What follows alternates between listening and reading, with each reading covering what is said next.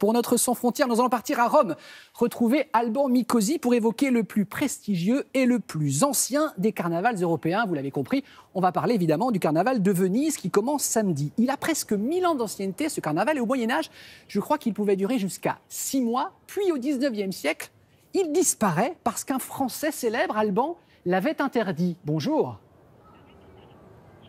Bonjour Damien, effectivement ce Français célèbre c'est Napoléon Bonaparte parce qu'à un moment de son histoire, Venise a été sous le protectorat français, c'était au tout début du 19e siècle et Napoléon Bonaparte décide d'arrêter cette fête sulfureuse qui dure 6 mois en gros entre le mois de novembre et le week-end de l'Ascension pendant laquelle en gros les Vénétiens se cachent, font la fête et ne travaillent pas beaucoup, mais c'est aussi parce que ça soudait le peuple et que Napoléon Bonaparte avait décidé de mettre à bas définitivement la résistance de Venise. Alors, ce Français qui le fait disparaître le carnaval, et aujourd'hui ce sont les Français qui quelque part le font revivre parce que vous savez, parmi les dizaines de milliers de personnes qui seront à Venise à partir de ce week-end, il y aura beaucoup de Français avec des très belles fêtes, vous savez, dans les palais mais aussi sur les canaux, des fêtes nocturnes et puis diurnes, une fête qui a déjà commencé. Je vous propose qu'on voit ensemble la parade diurne.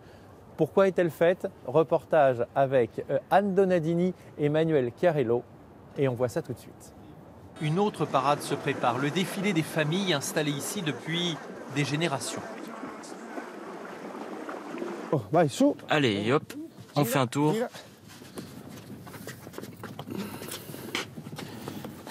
Ok, c'est bon, parfait.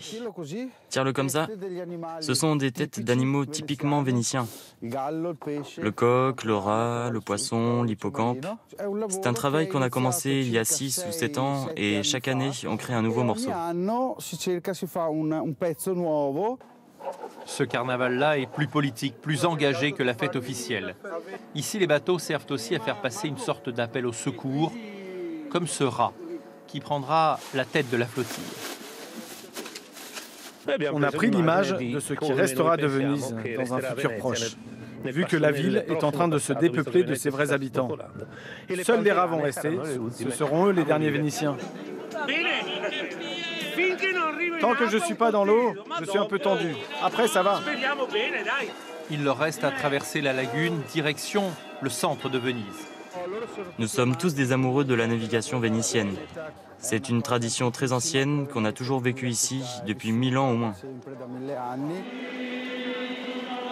Sur les barques, les équipages voyagent debout à la vénitienne.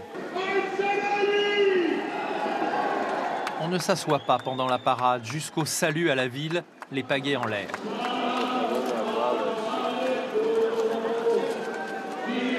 La foule est cette fois-ci composée d'habitants de la ville, plus que de touristes. Ce défilé-là appartient aux gens d'ici. Les Vénitiens, Alban, on l'a vu dans votre reportage, ont quoi? Ont l'impression d'être de plus en plus écartés de leur propre carnaval, c'est ça un peu? Oui, c'est vrai. Il faut imaginer que Venise, c'était une ville de 100 000 habitants il y a encore 40 ans.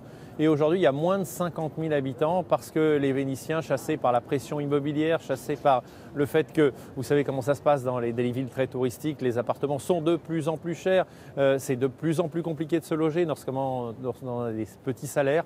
Alors voilà, les Vénitiens ont l'impression que pendant la période du carnaval, la ville appartient complètement aux personnes qui viennent de l'extérieur et finalement, quelque part, que le carnaval ne leur appartient plus. Alors, au demeurant, ils sont quand même très fiers de ce carnaval qui est le plus prestigieux d'Europe.